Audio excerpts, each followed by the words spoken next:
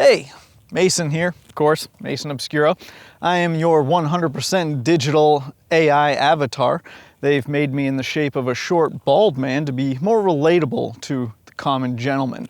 I say gentleman because 95% of this viewership of this channel is men, so hey guys. Anyway, as you can see, I am in a giant warehouse in Pasadena with a monstrous green screen that is simulating the Salton Sea Naval Auxiliary Field along the Salton Sea, or really what remains of it. There really isn't much left to it. As you can see, the salt of the Salton Sea has done its part to essentially degrade this place down to nothing since it was decommissioned in the mid-1940s. If you're not familiar with the Salton Sea, it's a giant body of water in the southern part of California, and it's kind of man-made, not really. It's not exactly natural, as I believe a spring was struck at some point during either mining or excavation, and over time all of that spring water bubbled up, eventually becoming the Salton Sea. As time goes on though, and as that spring no longer feeds the body of water, it slowly recedes as evaporation does its part. And as it does so, it leads a higher salinity water every single year as time goes on. You can see good amount of birds call it home. It's actually thousands of birds. Looks like a migration of birds out there right now. Try to keep the drone away from them when I send it up. In fact, one time when I was flying helicopters, I was leading a section, that's 2 aircraft, and we were flying from Southern California over the Salton Sea, which was pretty common practice because off in the distance there is the Chocolate Mountain Range, and on the other side of those mountains is what's called the Chocolate Mountain Gunnery Range, and that's where you take military aircraft and go blow stuff up using rockets, guns, and bombs. As we were flying over this particular section of the Salton Sea, we encountered a migration of some sort of bird, I can't quite remember, but there was thousands of them, and we were at about 1,500 feet over the water with nothing but birds above, below, and on either side of us. And in that situation, feet wet, as we would say, going over the water, there's not much you can do. So we just kept straight on ahead and hoped for the best, and luckily both aircraft made it through without much issue. As you can see, there's thousands of birds, and they use this as a migrating stop point as they go usually north-south just before you hit the Mexican border. What remains here of the Naval Auxiliary Field, though, is almost entirely encased in that salt. As that salinity level rises, it becomes less hospitable to birds that to actually live here. That salt cakes everything and is, in a sense, entombing what remains of this Naval Auxiliary Field. There's some birds relaxing before presumably heading south, as it is winter time right now. Not sure what I just stepped in. As that oxidation goes down, it supports less and less life, so less things can grow and actually survive out here. And that means less fish, if there are any, survive for very long. And overall, the entire sea is in a way dying. When it was first turned into a resort area around the 1950s, people would come from Los Angeles, and across the way, like Bombay Beach, you would have resorts set up for people to come enjoy the nice spring waters of the Salton Sea. But over the decades that followed, the 60s and 70s, it became apparent that the Salton just wasn't going to survive in that state. And now, it's mostly ghost towns. fact, one of the first videos I ever did was on Bombay Beach, which is not entirely a ghost town, but there's certainly not much left of it over on the other side of the Salton.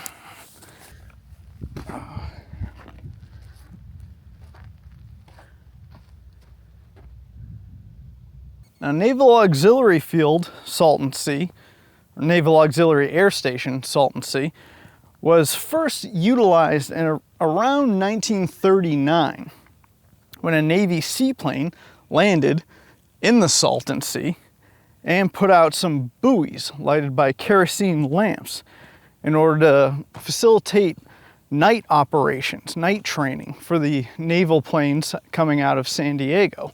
The Salton provided a nice flat place to practice night landings as opposed to, say, the Pacific Ocean.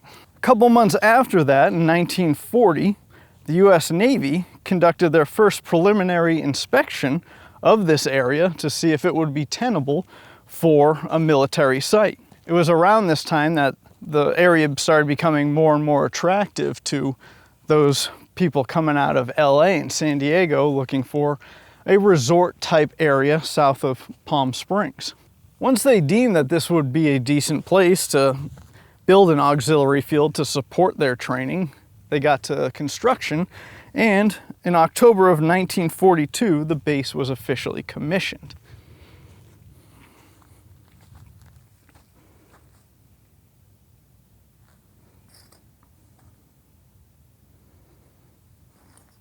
Not sure what that is. There's a sign saying that there's unexploded ordnance in this area, so being the good Marine that I am, I kicked the thing that I didn't know what it was. Pretty standard. The first planes that would arrive here were out of a transition training squadron and were PBY-5A seaplanes. This being a seaplane base, it also had a 2,100 long foot assault parking apron and a seaplane ramp that led down into the water along this small group of buildings. The seaplanes could come in and land along the quiet waters of the Salton and essentially drive their way right up to here. Not exactly sure what these particular structures were for, but I'm guessing this general area was the ramp area from which the seaplanes could drive their way or be towed out of the water. The convenience of this location being so close to Hollywood and Los Angeles meant that in 1942, just 2 years after the base opened, Paramount Studios used it as a location shot for the movie Wake Island. They even mocked up a 4,000-foot clay surface runway built by Paramount Studios for the picture itself. All told, the whole construction of the base back in the 1940s was $1.25 million, and it encompassed over 2,700 acres here on the western side of the Salton Sea. Due to a need for conducting air-to-ground rocket training for carrier-based aircraft, in 1944, a landing airfield was built 1 mile south of the seaplane base. This airfield consisted of 2 clay runways, one almost 5,000 feet long, the other 4,000 feet long. It had a parking apron and a taxiway connected to the seaplane base.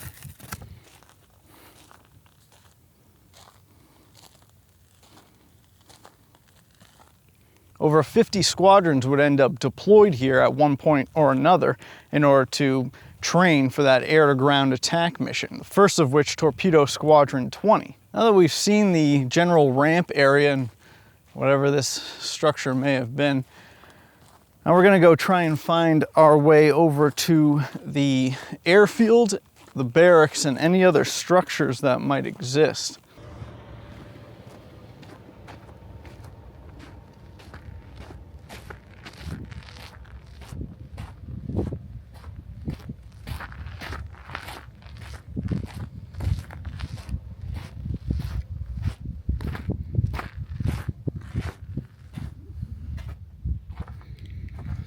Here we have one of the structures that supported airfield operations in some form or another.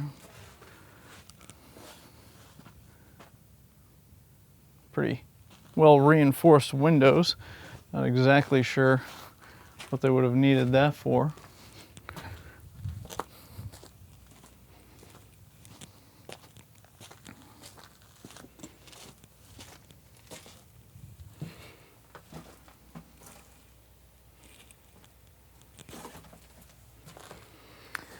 Always got to be careful coming into decrepit structures. But yeah, as you can see, at its lowest point, about 4 feet of dirt and sand have been blown in here to essentially fill it up, since this place was decommissioned around 1946.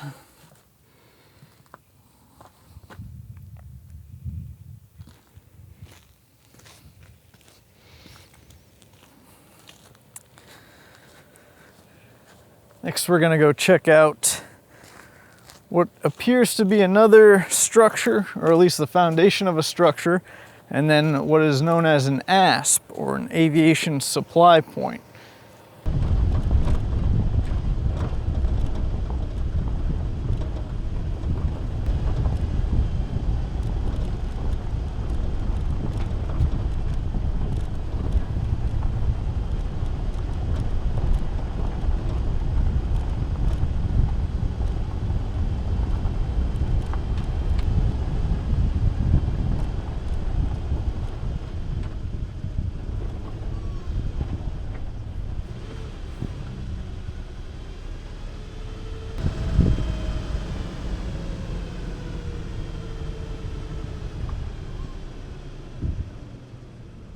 Unexploded ordnance and dangerous explosive parts may remain in this area. That makes sense considering we're going to that. A giant concrete shelter that contained explosives and dangerous parts. As you can see, the warnings are still there that this area might contain explosives, and that kind of makes sense because what we're walking up on right now is known as a ASP, or aviation supply point. This is where, far removed from the actual operations areas like the airfield, you would keep explosives in the form of bombs, rockets, torpedoes, even just bullets and hand grenades.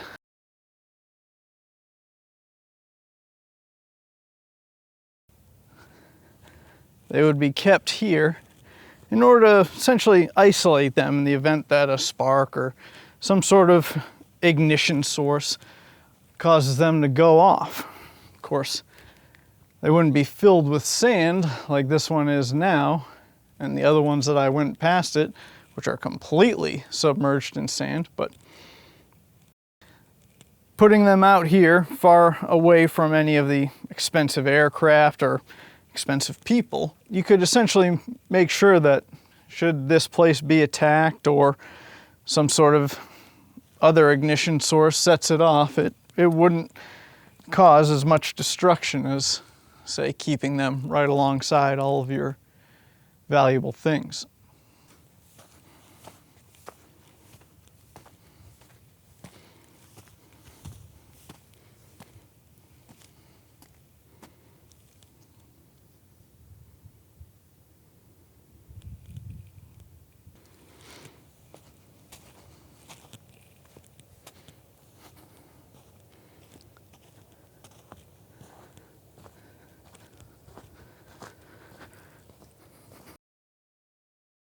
It's not surprising that these are the last structures to remain here, as they're essentially overbuilt.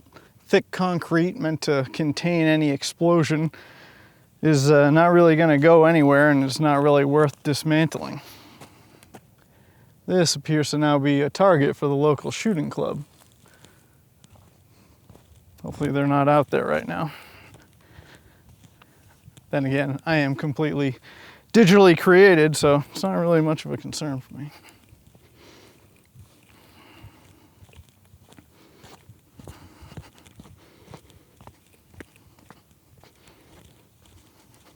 Next stop, we're going to try and find the old airfield.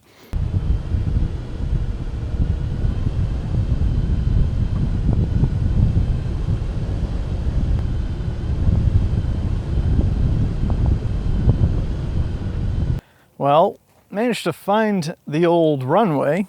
We're kind of on it right now, as you may or may not be able to tell, just off how flat and straight it is. But the Salton Sea and the desert winds have kind of reclaimed almost every aspect of the auxiliary field as it was. But despite that, there's a good amount of history that went on here.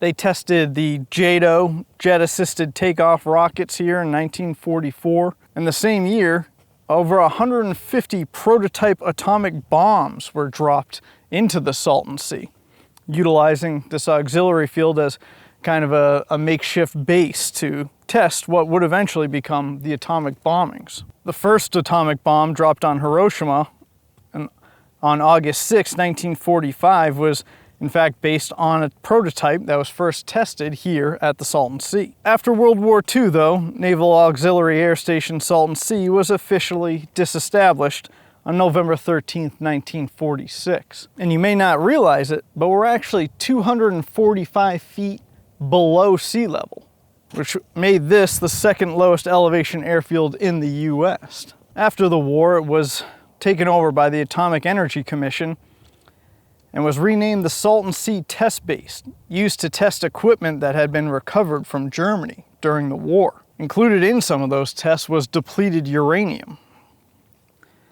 The Atomic Energy Commission eventually found a new, more isolated site near Tonopah, Nevada, and would eventually cease their operations here as the Salton Sea Test Base in 1961. Naval Air Facility El Centro would eventually take over as the main site here in the Salton Sea area. They would conduct parachute tests of the crewed space program, as well as other military systems, until 1979, and Naval Air Facility El Centro is now the winter base for the Blue Angels. So during the winter time, they train here over the Salton Sea and the surrounding desert areas in order to get themselves ready for their flight shows. About 25 years ago, the Bureau of Reclamation would try and use this area in order to remove salt from the Salton Sea. They used modified snowmaking equipment and waste removal vehicles, but due to costs and the air quality issues from kicking up all of that dirt and sediment, that project would eventually be terminated. Well, I wish they had created more for me to show you on this giant green screen in that warehouse in Pasadena, but you know, budgets only go so far. You can check out this video related to the atomic testing that went on after World War II and the Nevada Atomic Test Site. Thanks again. Appreciate you being here. Bye.